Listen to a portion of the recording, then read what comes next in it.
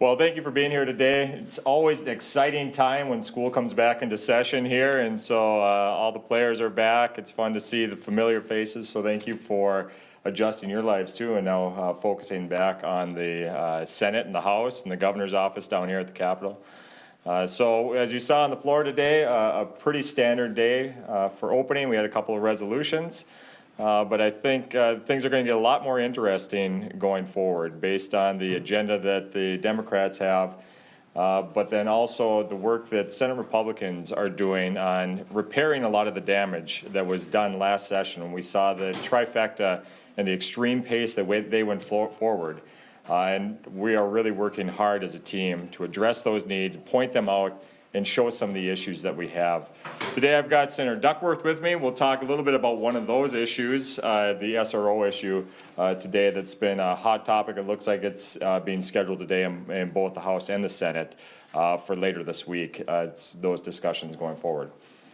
So with that, I'm open to questions that you may have about the session, opening day, and whatnot. Can we talk to Senator Duckworth about SRO? The House already had a little fight over it.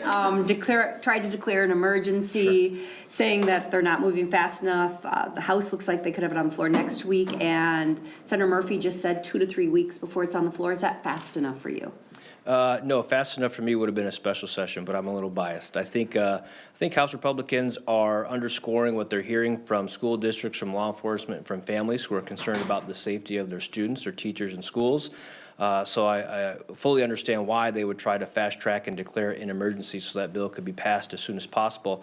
I will say, however, as I've said from the very beginning, as it pertains to fixing the school resource officer issue, we want it to be bipartisan. We truly do. This is not Republicans versus Democrat when it comes to the safety of our kids. So I do appreciate the fact that Speaker Hortman does appear to be moving a SRO bill somewhat quickly in the House. I think it's scheduled to be heard in the Education Committee in the House today and later in Public Safety this week. So although we may still have discussion about the language in that bill, I am happy to see a couple of things. Number one, I'm glad that Democrats have joined us in admitting there needs to be a fix. And I'm also glad to see that they're trying to do something sooner rather than later, given the fact that we didn't have a special session to address it. What are your thoughts on the DFL proposal? Have you seen it? I know in the House they're introducing a DE in today's committee session. So, is there a stance you have on it? There is a stance I have on it, believe it or not. So obviously we'd like to see the eventual version that we know is likely going to come to the House and maybe the Senate for a vote. Like you mentioned, there is a delete all amendment that was going to change the language of the bill as you might see it online. Here's the deal. There are some aspects of the current proposed DFL bill that I like based on feedback I've received from stakeholders, mainly law enforcement, who are the ones that are very concerned about this bill, as well as school districts. But there are also components or aspects of the bill that they're more hesitant about. So I think we still have to do our work to fix it. The good news is this: unlike last time when this bill passed, it kind of went under the radar. We didn't get stakeholder feedback. It didn't go to the appropriate committees. We're correcting that mistake this go around. It's going to go through the committee process, multiple committees. It's going to have hearings. It's going to have opportunity for stakeholders to be a part of the process and voice their concerns and also what they like about the bill. So hopefully, because we're following the legislative process like we always should, whether you're Republican or Democrat, hopefully we'll end up with a better product that actually does fix the issue at hand. Well, what aspects of it do you like? I mean, you said you like certain aspects of it, didn't tell us what, so. Sure. Well, it's a long bill. I think the most important aspect of it that we like is that it changes a word from may to shall. And that's important when you're talking about school resource officers and their ability to protect, defend, deter, and really keep everybody safe in a school building. There's other language in there specific to law enforcement that allows them and adds a little bit of clarity, some of the clarity they've been asking for, that allows them to do the job they need to do to keep kids safe, keep teachers safe, and not think that it's going to lead to something that in the past would not have been an issue. Leader Johnson, can we talk equal rights amendment? You probably saw the rally today. We've heard from both the Democratic leaders that they expect that amendment to pass with abortion access language in it. Anyone in your caucus interested in that? Yeah, and I think it's interesting. I think that will be on the ballot. If they do manage to pass it, it'll be on the ballot in 26. Now, if there's something that was urgent that would be done this year, again, they're just taking an extreme stance again and making this a political issue. And so that's what we're seeing here in this particular piece of legislation. again, if they really wanted to see this happen, it should have been done in this upcoming election, but again, it's just a political game piece for them, it seems. Is there any, anything against putting that up to voters, as an amendment? That you guys have? Do you guys have any issues with that? But the legislative process is always open to that. That's how we do it in Minnesota. Anything that we want to change on the Constitution, it goes through the legislation, and then it goes onto the ballot for the voters to approve or disapprove. And so, this is again one of those particular pieces, so. Leader Murphy referenced maybe a push to expand the universal free meals at school, adding milk for kids who don't get the full lunch. Sure. What do you think about that? Minnesota's always prided itself on its education system. And what we see going forward here is we're really stretching our education system very, very thin. We're not investing in the bread and butter anymore of our teachers, of our students, and we're expanding all these costs going forward. And as you saw, the cost escalated just immensely for that initial free school lunch bill that came through. And so, it sounds like a great idea, but where are they gonna find the money? They had $17.5 billion of surplus last year, Democrats did. They spent that. They raised taxes by $10 billion. They spent that, and we're looking at a budget deficit going forward. So they're gonna really have to scrape to try to figure out ways to prioritize everything that they wanna prioritize, whether it's schools for teachers, whether it's the students, whether, it's more school lunches on top of what they already have. So there are some real constraints looking at this session. The only time your votes are needed are a bonding bill. These evening sessions are typically bonding sessions. What's the appetite after a record bonding bill last session? Well, I will say this too. Last year that was the case where our votes were needed only for that bonding bill. They were able to stick together pretty well throughout that. Maybe the dynamics will be different this year when they don't have money to spend, or maybe there's some internal dynamics that might change that as well. So Senate Republicans, with only being down one vote, in the minority by one vote, we're going to have a bigger role going into this session. The bonding bill is one of those bills where we absolutely recognize the need for investment across Minnesota. Wastewater, drinking water, roads and bridges, those real bread and butter issues. And so we're willing to come to the table as long as it's a good bill, not full of pet projects, not full of nonprofits, and have that discussion based on what's in the bill. Do you see trading for something again? It was kind of your big power move last session. This is politics. That's part of it, making these deals and figuring out what's best for Minnesota. And so if we can get a better deal for Minnesota, we're very much willing to hold our votes until we can get that. And what kind of priority is there? Nursing homes, obviously it's how you got it. Is there something else like that you would want to leverage? That's a great question. There's so much that was damaged last year, whether you're talking about in mandates, whether you're talking about mandates on schools, business, families. The extreme legislation that was passed in so many different respects last year. We're going to be looking at a lot of this stuff. SROs is a prime example of that. How can we repair some of these things for Minnesotans before we get done with the end of this session? I think that's going to be a top priority of our Senate Republicans. Social Security, full repeal, still an option? We would love to do something like that, but, Senate Democrats, again, have put us into a position where now state government is grown by 40%. We're building a political palace across the street here for $750 million. But a cost like the Social Security is going to be hard to find in the budget because now all that money has been spent and we're prioritizing other things than Minnesotans' needs. Where are you guys with sports betting right now? I know there's a bunch of different proposals and everyone's got their own kind of idea on that. I forget which senator put the bill forward, but are you guys, fully behind that one? Yeah, we've got a couple of bills that are kind of competing with each other. Senator Klein for the Democrats has one, and then Senator Miller on our side. But there's so many different interests right now looking at that. Whether it's the charities or the state, tax, we got to be looking at that from a tax perspective. The tribal communities, all these groups have a hand in it. It seems like they're getting closer in some respects, but our caucus is split between pro and con, and same with the Democrat side. So this will be a real interesting bill to see if it comes through. I don't know, what do you give the odds on this one? Well, the standard answer is 50-50, Quinn. You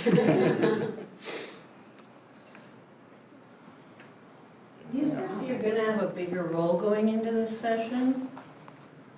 How so? Well, like we talked a little bit before, last year, a lot of those issues that came up in front of the Democrat caucus was easy to buy, say, okay, we've got plenty of money, we can do your program, if you do this program. So there was a lot of that internal horse trading that went on within the caucus. But now when you don't have the money, things get a little bit more difficult to bridge those issues. And so I'm not saying that these are for sure or not, but it seems like the environment is better to have a more bipartisan relationship going forward. Do you see cracks in their 34 votes without their leader? It seems like Senator Murphy is doing a good job of holding them together, and so this is a new day with new faces over there. So I wish her the best in what she's doing, but no, I wouldn't say that I see cracks initially here at all. Do you and your caucus still support remote voting? So again, this is one of those issues where we have people on both sides of the issue. From some perspectives, we want to make sure that people are here doing the people's work, but also we recognize the nature of a modern environment where people are spread across the state. Sometimes they can get in, sometimes there's emergencies that come up. So this is an ongoing discussion that we're having. How do you feel about it? Personally, I think it's a tool that's been pretty effective over the last 3 or 4 years, proven itself out. But it should not be abused. I mean, we're here, we've been elected, we're here to represent people, and part of our job is being in our seat and talking to constituents and talking to the folks with real interest down here. So it's a very, very critical part. What are you most eager to get done this week? This week, man, To get the SRO bill we've got, this week. we could do the SRO bill. That would be a big one. That's one that we've talked about for quite some time since it came up last fall. There's a number of tax fixes and whatnot that came up, but right now is really a time to set the table and set our priorities for the upcoming session. You guys, it sounds like the flag issue may not be as high on the list for Republicans in the House. I mean, is that a top priority for you guys heading into the session? Is that an urgent thing you guys want to get fixed? Quite, I don't think it's a top priority for us, but what I will say is that our inboxes were filled constantly with people that were asking about it. And so I think the issue there wasn't, hey, we want to, have a vote on it, whatever it's going to be, but simply, why were we cut out of the process? Why were Minnesotans cut out of the process? And so if we can go back and figure out a way to allow Minnesotans to have more input into that flag, whether they want it or they don't want it, I think that would make most Minnesotans feel better, like their voices are actually being heard, not some bureaucratic committee that was appointed over here, and then at the end of the day, here's the outcome, and this is what you're gonna get. I think that just feels unfair to most people, and I agree. Mr. Leader, are you wearing the pin of the old No. seal or I- not? Okay, because I I heard don't. some members were. I didn't know if you were. Oh, no, as well. I'm not. Okay. There were some very, very long floor sessions last year, driven in part by some of your members talking a lot of questions. Is that something you anticipate again this year, just feeling your caucus's temperature? Yeah, Senator Duckworth, you're gonna keep it down this year a little bit I'll more? settle it down a notch. Okay. Here's the reason why, people ask that question a lot, and the reason why the floor sessions ended up so long is simply because we weren't able to have those conversations anywhere else. Whether it was committee, or normally we're, in each other's offices, we're talking about bills, talking about ideas. It seemed like there was a firewall between us and the Democrats last session. And so the only time that we had the opportunity to do real input on those bills was on the floor. We're gonna take that opportunity and stand up for our constituents every single time.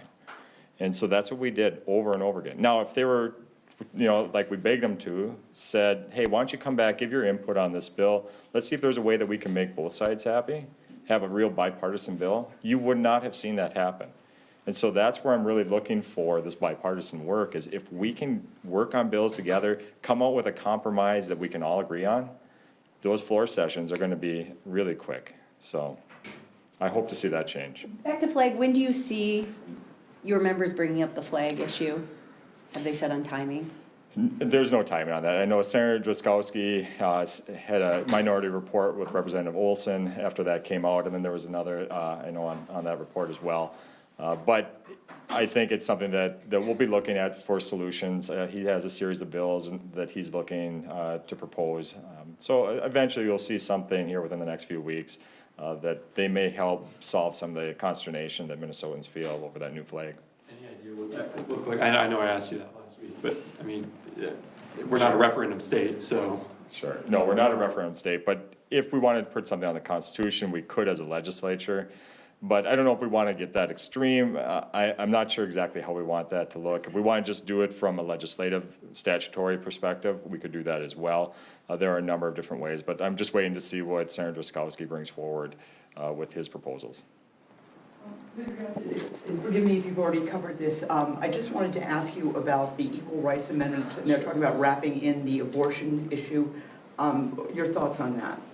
Yeah, and this, again, we can talk a little bit about it. It's something where if it seemed like it was real urgent, that should have been done and we could put it on the ballot in the 24 election. Again, this is just their way of playing political games. It seems like, let's kick this out into the 26 election season. So there's a few more years that people have to wait for it. But it's pretty interesting, the fact that they're wrapping in that language. There's a lot of extreme language in there with a lot of social issues. And, you know, there's protections for some, protections that are dropped for others. And so I think that really needs to be going to our body, take a look at what that looks like. But to me, it seems to be just political gamesmanship at this point. And sir, I apologize again if you've already addressed this, but can you describe some of the reaction and the talk on the flag, just that you're hearing from your constituents? Like Sure. what kinds of things do you hear? Well, so people, I mean, there are people that agree that it needs to be changed, that still are opposed to the flag the way that it came out. Simply because, as we talked about, you know, it felt like they got cut out of the conversation. It was a committee that put it together, appointed committee, bureaucratic structure there, and then they came out and said, here's your new flag. And so I think a lot of people, that was their issue. It didn't feel like we had a say in it, and it didn't feel like they certainly didn't have a say in it. And so that's where, if we're gonna redesign this flag, let's make it a flag that is representative of all Minnesotans, not just a committee. Clarification on the SRO.